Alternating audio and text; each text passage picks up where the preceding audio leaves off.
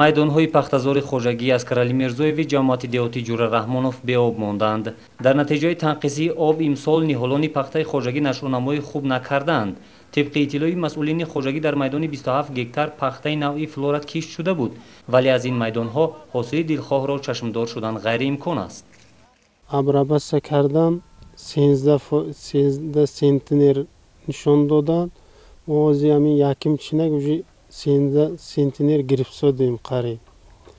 اکنون ناساس قطعی بود این پخته کمتر آب پرابلم شد. با اداره آب تامین مراجعه نکردید که با آب تامین کنید؟ آب تامین کنی مراجعه کردیم، چند بار مراجعه کردیم. آب میبیاد از نوبت قطعی میگن نمیبیاد. میدان‌های خوجگی اسکرعلی میرزایف به آب ماندند و شما گفته میتوانید که کی با آب تامین کرده میشوند؟ وای اسکرعلی میرزایف پایانده خوجگی اگرو تامینات است. خوجگی نمونه است.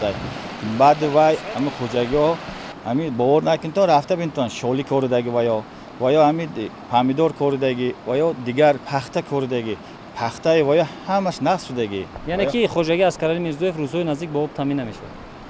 روزهای نزدیک تامین در اساسی امی ما پیشنهاد کرده حکومت تا نوبت گذاشتگی از آب برای آب کم شدنش نوبتش میبیاد اوقات تامین میکنیم. کی میآید نوبتی اون خوجگی؟ این خوجگی نوبتش اکنون این 23 نوبت ویا تمام میشد. انا بعد 6 روز نوبت قراتو شرکن وایده میشد زرکمرده میشد و اصلا او اسکرعلی میرزایف تا کانال سور قطعی میبیاد وای وابستگی مودن کمتر و کانال سور دا خودش تو او نیست. راهبرت اداره آب تامین کنی به ما اطلاع داد که خوجگی از حق آب قرضدار است. در این برابر اهالی نیز نزدیک 800,000 سومانی از آب قرض دارند. در این نتیجه خود اداره آب تامین کنی نیز بیش از 400,000 سومانی از انداز قرضدار شده است.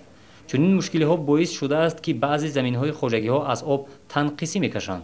خوجگی آب تامین کنی اداره آب امروز از انداز چقدر قرضدار است و چی مشکلی بود که قرضداری از انداز اسکرعلی میرزایف کالخوزش ما دامید وای کرده است لیکن اسکرعلی میرزایف ایما قریب 30,000 35,000 قرضدار است. پول پرداخت نمیکنند. خوجگی ما اینالا قریب 400,000 زیاد قرضدار ایم. مردم ما ایما 800,000 زیاد قرضدار است. رئیس خوجگی اسکرعلی میرزایف انور حاتموف گفت که نه فقط نارساگی آب مشکلی پیش آورد، بلکه نمایندگان اداره برق نیز نساز زمین‌های آبیاری شونده را موقتا خاموش کرده بودند. با سبب یک مدت به برق ماندن آنها نتوانستند که با نساز آبیاری زمین‌ها را براه مانند. همین وقتی آتی پخته دا همین گرسیتم دوبار سه بار کمتر وای کردم با راهشون یافته پیوست کردیم سید آب امخینی شدم.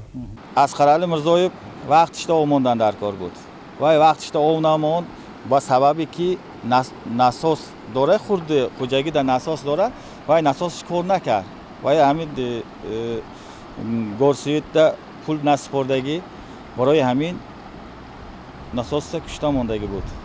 بحث خوجگی اسکرعلی میرزایف با اداره آب تامین کنی دامنه‌دار است. خلاصه هر دو جانب مشکلات یکدیگر را بر ذمه همدیگری بار میکنند. گزارش دلشاد رحمانوف و ظفر حسنوف برای برنامه اطلاعاتی خبر.